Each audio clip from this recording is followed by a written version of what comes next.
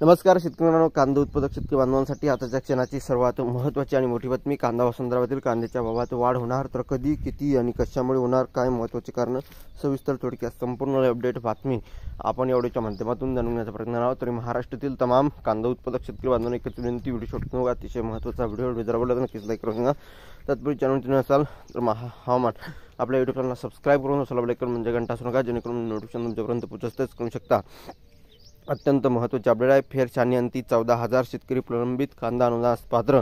बघू शकता लेट खरीप कांद्याच्या उत्पादन खर्चाखाली या ठिकाणी बघितलं तर एकंदरीतच लेट खरीप कांद्याच्या उत्पादन खर्चाखाली दर मिळत असल्याने 2022-23 वर्षात राज्य सरकारच्या वतीने 200 क्विंटल मर्यादित प्रति क्विंटल 350 रुपये अनुदान देण्याची घोषणा केली होती.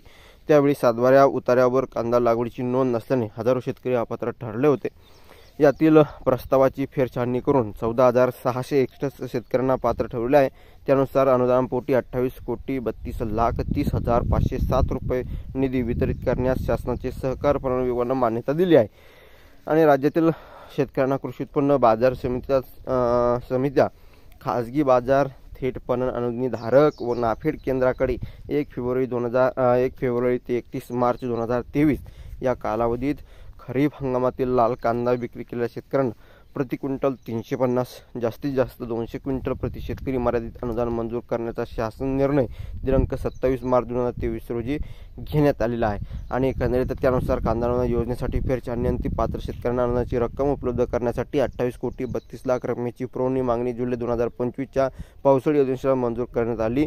त्यावर कांदा अनुदान योजनेच्या अनुषंगाने फेरछाननीअंती पात्र लाभार्थ्यांना प्रलंबित अनुदान वितरित करण्याबाबत महत्त्वपूर्ण निर्णय एकंदरीतच या ठिकाणी घेण्यात एकंदरीतच या ठिकाणी बघितलं तर शेतकरी मित्रांनो महत्त्वाची ही अपडेट आहे.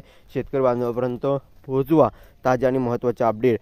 एकंदरीतच या ठिकाणी महत्त्वपूर्ण निर्णय घेण्यात आलेला आहे. धन्यवाद.